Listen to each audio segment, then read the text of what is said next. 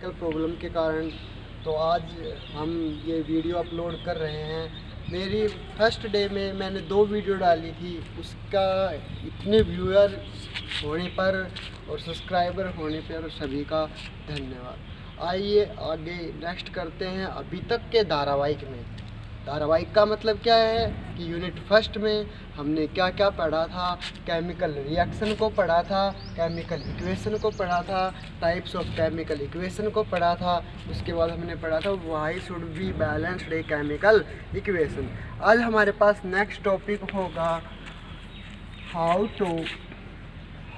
To make a equation more informative.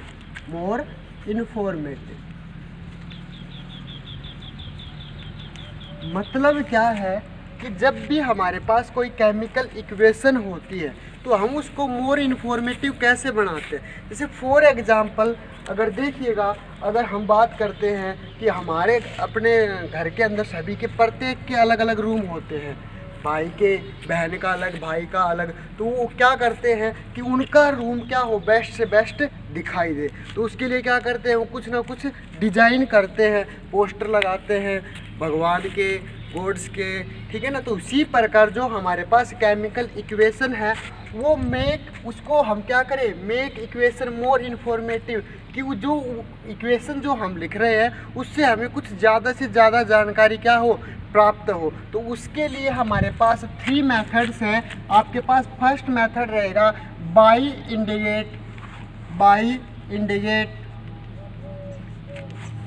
Physical state of reactant and product. आपको पता है कि जब हम केमिकल इक्वेशन लिखते हैं तो उसमें रिएक्टेंट भी होते हैं और प्रोडक्ट भी। हम वहाँ पे करेंगे उनकी फिजिकल स्टेट इंडिकेट। अगर फिजिकल स्टेट इंडिकेट की बात करते हैं तो हमारे पास फिजिकल जो स्टेट होती हैं वो 4 टाइप्स की होती है। 4 टाइप्स की कौन कौन सी होती है? 3 टाइप्स को तो आप जानते भी होंगे। आपके पास फर्स्ट होती है सॉलिड, जिसको आप स्मॉल एस से क्या करते हो, डिनोट करते हो। सेकंड आपके पास होती है लिक्विड। सेकंड जो आपके पास फिजिकल स्टेट है वो क्या है, लिक्विड, जिसको आप स्मॉल एल से क्या करते हो, डिनोट करते हो। थर्ड आपके पास है नंबर सी, आपके पास होता है गैसियस स्टेट, जिसको हम डिनोट करते हैं स्मॉल जी से। उसके बाद नेक्स्ट और लास्ट जो आपके पास फिजिकल स्टेट होती है वो होती है एक्वस सॉल्यूशन। क्या होता है, एक्वस सॉल्यूशन, जिसको हम स्मॉल ए एंड क्या उसे क्या करते हैं, डिनोट करते हैं। स्मॉल देखिएगा, ए एक्वस सॉल्यूशन क्या होता है, वो सॉल्यूशन या कोई भी वो सब्सटेंस जिसमें हम वाटर को क्या कर दे, ऐड कर दे। ऐड करने के बाद आपके पास क्या बन जाएगा, एक्वस सॉल्यूशन। फॉर एग्जांपल आपके पास सॉलिड साल्ट होता है, कॉमन साल्ट होता है जो घर पे यूज करते हैं। अगर उसमें अगर हम वाटर को क्या कर देते हैं, ऐड कर देते हैं, तो जो मिक्स होने के बाद जो सॉल्यूशन बनता है वो कौन सा बनता है, एक्वस सॉल्यूशन। अब इनको इंडिकेट कैसे करेंगे किन्हीं भी केमिकल रिएक्शंस के साथ, तो देखिएगा फॉर एग्जांपल के रूप में जैसे हम इनको इंडिकेट करेंगे। तो एग्जांपल है हमारे पास H2 + Cl2, फॉर्मेशन कर रहे हैं HCl की। अब देखिएगा हाइड्रोजन आपको पता है क्या है, गैस है। तो जो हमारे पास सिंबल है उसके जस्ट बाद स्मॉल लेटर्स के अंदर जी हम क्या कर देंगे, लगा देंगे। क्या इंडिकेट हो रहा है इससे कि जो यहाँ पे हाइड्रोजन है वो किस फॉर्म में है, गैसियस फॉर्म में है। उसके बाद क्लोरीन किस फॉर्म में है, ये भी गैस की फॉर्म में, तो हमने क्या लगा दिया, जी। और जो HCl की फॉर्मेशन हुई है वो किस फॉर्म में हुई है, लिक्विड की फॉर्म में, तो हमने क्या लगा दिया, स्मॉल एल से क्या कर दिया, ब्रैकेट के साथ डिनोट कर दिया। तो यहाँ से देखिएगा इस इक्वेशन से को हमने क्या बनाया, मोर इन्फॉर्मेटिव। हमें यहाँ से ये भी पता चला कि हाइड्रोजन जब क्लोरीन के साथ रिएक्शन करता है तो हाइड्रोक्लोरिक एसिड की फॉर्मेशन करता है, और जो हाइड्रोजन है वो गैसेस स्टेट में है, क्लोरीन है वो गैसेस स्टेट में है, HCl की फॉर्मेशन हुई है वो लिक्विड स्टेट में। इस रिएक्शन के लिए कंडीशंस भी नेसेसरी है बेटे। वो क्या होती है कि यहाँ पे लाइट की प्रेजेंटेशन ज़रूरी है। अगर यहाँ पे लाइट प्रेजेंट नहीं होती है तो ये रिएक्शन टेक प्लेस भी नहीं होती है। तो हमारे पास इसमें आपके पास 3 टाइप्स के मेथड थे।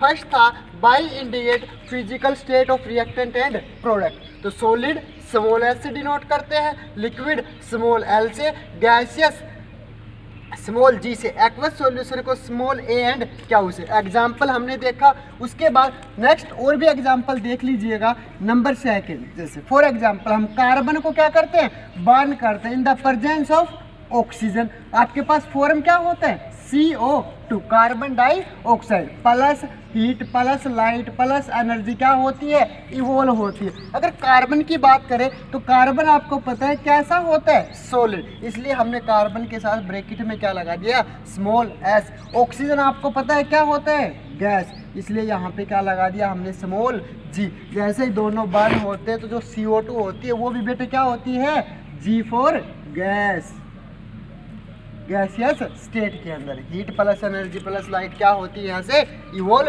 होती है। तो फर्स्ट टाइप मेथड आपके पास ये था। उसके बाद अब बात करते हैं स्ट्रोक।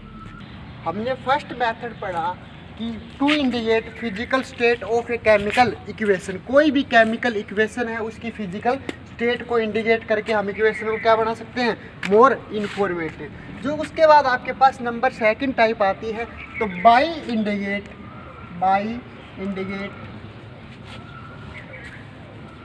हीट चेंज कि कोई भी आपके पास रिएक्शन है उसको हम इंडिकेट करेंगे हीट चेंज के साथ। जो केमिकल इक्वेशंस है, अगर हीट चेंज की बात करें तो यहाँ पे आपके पास 2 टाइप्स की क्या होती हैं, केमिकल इक्वेशंस होती हैं। फर्स्ट आपके पास होता है एक्जोथर्मिक रिएक्शन। जो आपके पास रिएक्शंस होंगी, फर्स्ट होगा आपके पास एक्जोथर्मिक रिएक्शन। सेकंड जो आपके पास होगी बेटे वो होगी endothermic reaction.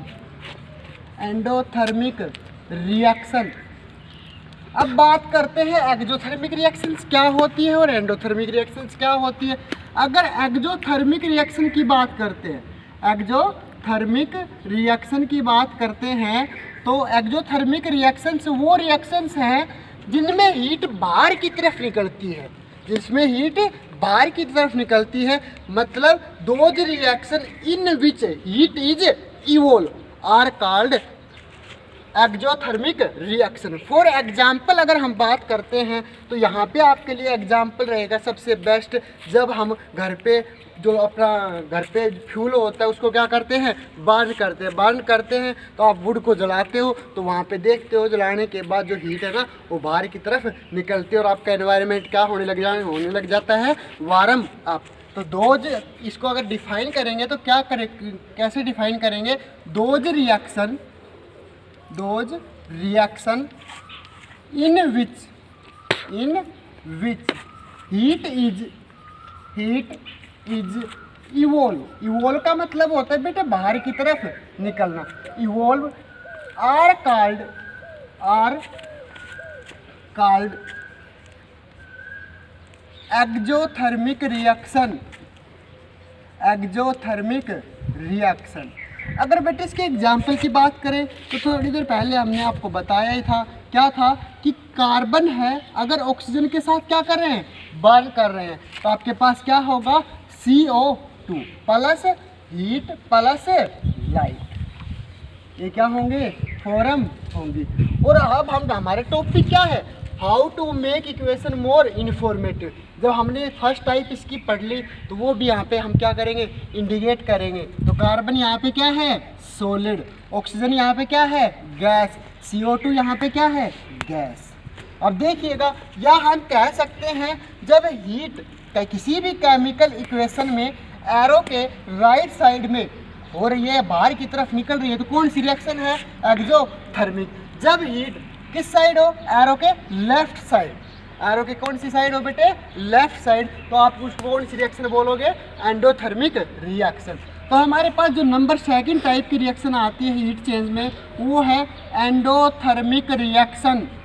Endothermic reaction, endothermic reactions क्या कौन सी रिएक्शंस हैं, those reaction in which heat is absorb, वो रिएक्शन जिसमें हीट बाहर की तरफ ना निकल के अंदर की तरफ क्या होती है, एब्जॉर्ब होती है, वो रिएक्शन कौन सी कहलाती हैं, एंडोथर्मिक रिएक्शन। तो अगर इसको डिफाइन करेंगे तो क्या होगा, those reaction in which heat is absorb are called endothermic reaction.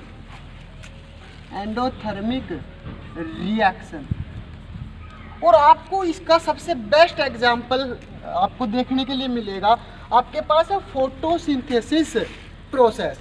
Photosynthesis process आप सभी को आप छोटी क्लासेस से पढ़ते हुए आ रहे हैं कि वो प्रोसेस जिसमें प्लांट अपना क्या करते हैं, भोजन बनाते हैं in the presence of sunlight. अगर सनलाइट वहाँ पे प्रेजेंट नहीं होती है तो क्या नहीं होती है, वहाँ पे भोजन का फॉर्मेशन नहीं होता है। तो सनलाइट वहाँ पे क्या होने लग रही है, एब्जॉर्प्शन होने लग रही है। तो देखिएगा जो सनलाइट है वो किसकी फॉर्म है, एनर्जी की। हीट भी क्या है, एक फॉर्म ऑफ एनर्जी। तो the reaction in which heat is absorb, जिसमें हीट एब्जॉर्ब होती है, are called endothermic reaction. Example हमने आपको बताया फोटोसिंथेसिस प्रोसेस का। तो फोटोसिंथेसिस प्रोसेस में क्या होता है, जो प्लांट होते हैं CO2 अपने अंदर क्या करते हैं, एब्जॉर्ब करते हैं। और जो CO2 है वो कैसे है, गैस है, प्लस वाटर H2O वाटर की स्टेट में होता है बेटे, लिक्विड की स्टेट में। लिक्विड के स्टेट में फॉर्म क्या होता है यहाँ पे, glucose C6H12O6 plus oxygen gas भी क्या होती है, यहाँ से बाहर की तरफ इवोल्व होती है। तो बेटे यहाँ पे आपने एक कंडीशन से नेसेसरी क्या देखी है, क्या होता है यहाँ पे जब ये प्रोसेस क्या होती है, टेक प्लेस होती थी, यहाँ पे सनलाइट की क्या होती है, प्रेजेंस होती है। एक क्या होता है, क्लोरोफिल भी यहाँ पे क्या होता है बेटे, प्रेजेंट होता है। जो क्लोरोफिल होता है वो जो ग्रीन प्लांट है उनकी पत्तियों में क्या होता है, प्रेजेंट होता है। जो क्लोरोफिल है बेटे वो मैग्नीशियम से मिलकर बनता है, या कह सकते हैं जो आपके पास क्लोरोफिल है वो मैग्नीशियम, उसमें मैग्नीशियम क्या होता है, पाया जाता है। ये आपके पास दोनों टाइप की रिएक्शन थी। तो अभी तक हमने इक्वेशन को मोर इंफॉर्मेटिव बनाने के दो तरीके पढ़े, to indicate physical state, second to indicate या बाई इंडिकेट हीट चेंज या टू इंडिकेट हीट चेंज। तो आपके पास नेक्स्ट टाइप है बेटे number third, how to make equation more informative की। हमने अभी तक टू टाइप्स को क्या किया है, स्टडी किया है। उसके बाद जो नंबर थर्ड है वो क्या है बेटे, बाई इंडिकेट या टू इंडिकेट, आप जैसा भी लिखना चाहें, by indicate in which chemical reaction by indicate in which chemical reaction take place sorry बेटे यहाँ पे थोड़ा सा एरर हो गया, यहाँ पे आएगा by indicate the conditions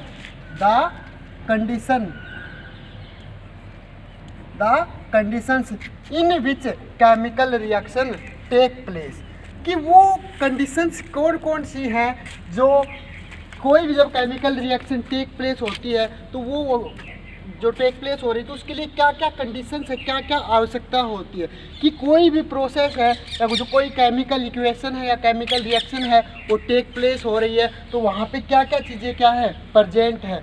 तो देखिएगा जैसे फॉर एग्जांपल अगर हम बात करते हैं बेटे फोटोसिंथेसिस प्रोसेस की, फोटोसिंथेसिस प्रोसेस में क्या होता है कि अगर सनलाइट प्रेजेंट ना हो या क्लोरोफिल क्या ना हो, प्रेजेंट ना हो, तो प्लांट आपका क्या नहीं बना सकते, भोजन नहीं बना सकते। तो बेटे वहाँ पे जो सनलाइट है ना, वो उसकी कंडीशंस हो गई कि यहाँ पे कि जब ये रिएक्शन फोटोसिंथेसिस है वो उसी टाइम टेक प्लेस होगी जब वहाँ पे सनलाइट की क्या होगी, प्रेजेंटेशन होगी। तो by indicate the condition in which chemical reaction take place. और जो ये कंडीशंस हैं, जो हमारे पास केमिकल इक्वेशन होती है उसमें जो हम एरो का निशान लगाते हैं, जितनी भी कंडीशंस होती हैं हम वहाँ पे क्या करते हैं, टेक प्लेस करते हैं या वहाँ पे क्या करते हैं, इंडिकेट करते हैं। जैसे फॉर एग्जांपल अभी थोड़ी देर पहले हमने एग्जांपल वही किया था, वही रिपीट कर लेते हैं। जैसे CO2 फोटोसिंथेसिस प्रोसेस है प्लस H2O,